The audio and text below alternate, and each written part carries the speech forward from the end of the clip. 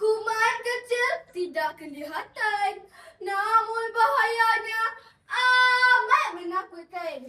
Di tangan, di kuku, di pakaian, dan di mana-mana sahaja. Kuman! Kuman! Kuman! Akulah kuman tu! Hahaha! Ih! Kuman kerni! Lari! Lari! Lari! Aku suka tempat kotor. Aku suka badan tidak terjaga. Alamak! Ih! Tak mandi! Busuknya! Ih! Tak basuh tangan! Ih! Kuku panjanglah! Ih! Gigi berkarat! Kotornya!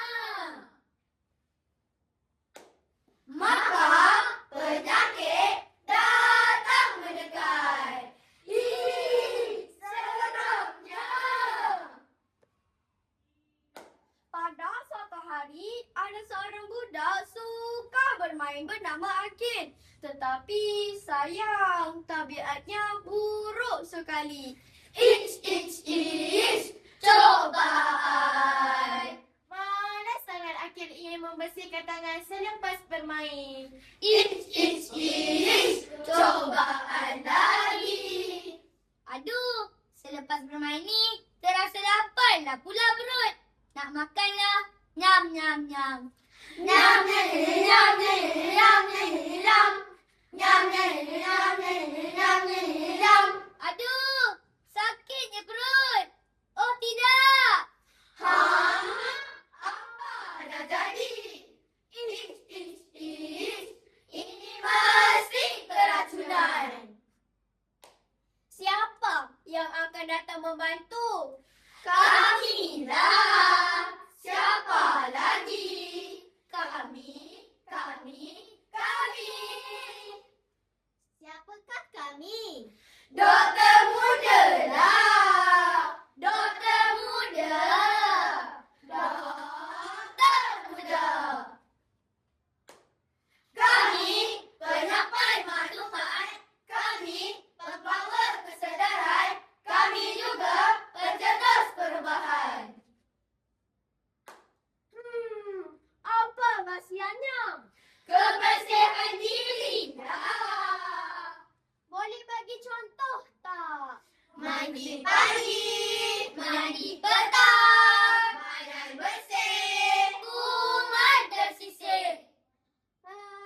Ada contoh yang lain tak? Ada. Gosok gigi pagi, gosok gigi malam. Gigi sehat, senyuman pasti hebat. Rakan-rakan, jom kita nyanyi bersama. Senyum seindah suria yang membawa cahaya. Senyumlah dari hati, duniamu berseri. Kuku panjang, potong segera. Bila perlu basuh tangan? Sebelum makan, selepas makan, selepas bermain, dan selepas ke tandas. Jom kita nyanyi lagi. Cuci tapak tangan, cuci belakang tangan. Basuh dengan sabun, cuci celah jari. Cuci kunci jari. Jangan diabaikan, cuci ibu jari. Cuci ujung jari. Basuh dengan tertib.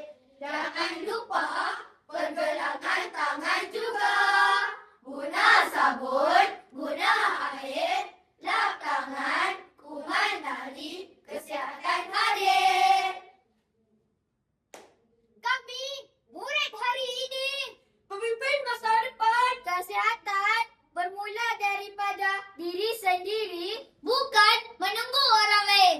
Kerana kebersihan diri tanggungjawab diri. Kebersihan diri belakan penyakit. Kebersihan diri amalan mulia. Apa pilihan kita? Kebersihan diri. Apa matlamat kita? Kesihatan diri. Apa janji kita? Kami berjanji menjaga kebersihan diri, mengamalkan hidup sihat, menjadi contoh kepada masyarakat. Okey. Kuman lawan kita tentang. Okey. Kuman datang kita halang. Okey. Bersih diri ceria hidup. Kebersihan bukan sekadar amalan luaran semata-mata. Ia mencerminkan kepribadian dan nilai murni seseorang. Oh, bak kata peribahasa, kebersihan itu sebahagian daripada iman. Betul tak? Betul. Maka jadikanlah kebersihan diri sebagai budaya demi kesihatan, maruah dan masa depan yang mulia. Kami kelab berpemuda pembangkit generasi sihat.